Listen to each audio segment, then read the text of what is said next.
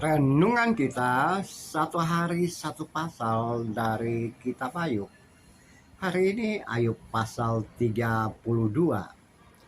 Saudara-saudara dalam kemanusiaan, saudara-saudara yang Tuhan kasihi, saudara-saudara yang menyatakan diri mengasihi Tuhan, yang punya Allah, yang punya Tuhan yang Maha Kuasa.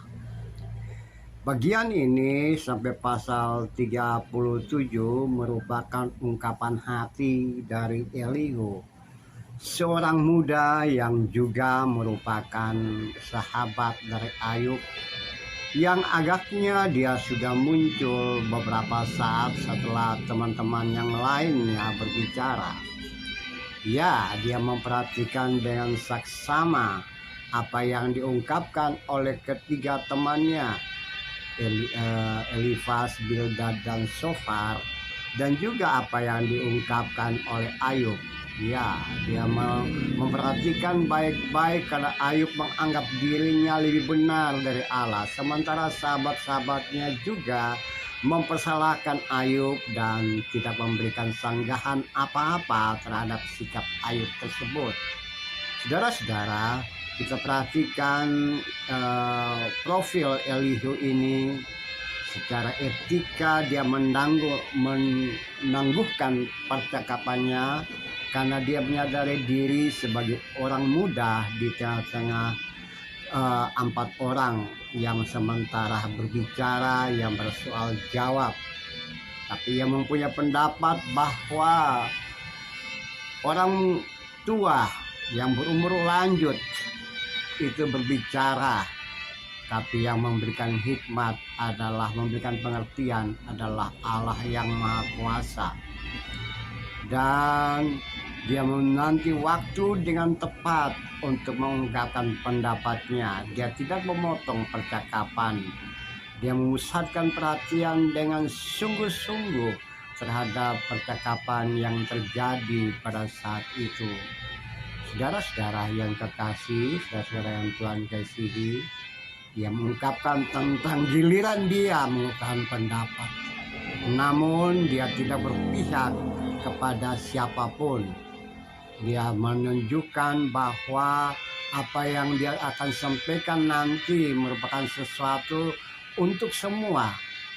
Bukan saja hikmat dan kata-kata bijak, tapi juga merupakan pendapat yang muncul dari hasil pemikiran dia, hasil perhatian dia, hasil dari ungkapan yang telah disampaikan oleh ketiga temannya dan juga Ayub. Saudara-saudara dalam kemanusiaan, saudara-saudara yang Tuhan kasihi, pada bagian pendahuluan dari kata-kata ungkapan Ayub ini kita memperhatikan bahwa inilah pola orang bijak, orang muda yang bijak, yang tahu diri.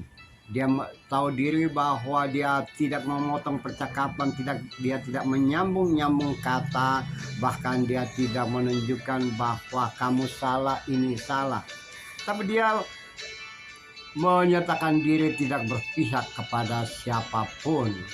Tapi dia harus ingat juga bahwa apa yang diungkapkan tidak lebih baik dari yang lain, tapi harus didengar. Harus dengar semua, supaya ini juga menunjukkan bahwa percakapan yang terjadi pada saat itu bukan percakapan yang tak bermakna, namun mempunyai makna yang sangat dalam. Saudara-saudara dalam kemanusiaan, saudara-saudara yang Tuhan kasihi, dalam konteks kekinian kita tentu saja kita selalu berada di dalam komunitas, di dalam percakapan, dalam interaksi, dalam melakukan banyak hal melalui orasi dan narasi yang kita sampaikan, diskusi ataupun debat atau apapun juga. Namun yang terjadi seringkali kita tidak memperhatikan siapa yang berbicara, siapa yang lawan bicara. Kita menyambung, kita menghantam, kita menyakitkan orang lain. Nah, itu yang seringkali terjadi dalam konteks kekinian kita.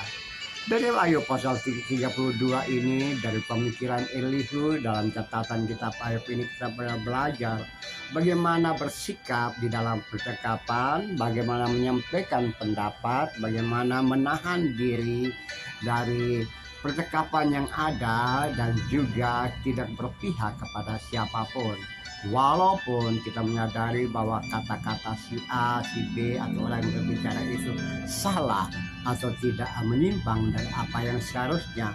Namun secara etika Elihu menunjukkan, menunjukkan dan menjunjung tinggi hal-hal yang penuh kebaikan, penghormatan, kehormatan dan juga menghargai lawan bicara, apalagi orang tua yang ada di hadapan mereka. Dan menyadari diri sebagai orang muda, penuh dengan kekurangan, tidak mampu berbuat apa-apa, tapi berilah kesempatan bagi dirinya untuk menyampaikan pendapat, menyampaikan pokok-pokok pikiran, menyampaikan opini kepada yang lain.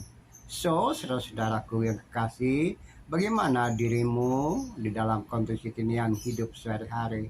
Apakah bisa juga seperti itu? Memperhatikan dengan benar, kemudian menyimpulkan dengan benar, kemudian menanti waktu dengan tepat untuk menyampaikan pendapat, opini, atau sanggahan narasi dan narasi yang bersifat edukasi kepada orang lain. Atau kita malah menghancurkan lawan bicara kita.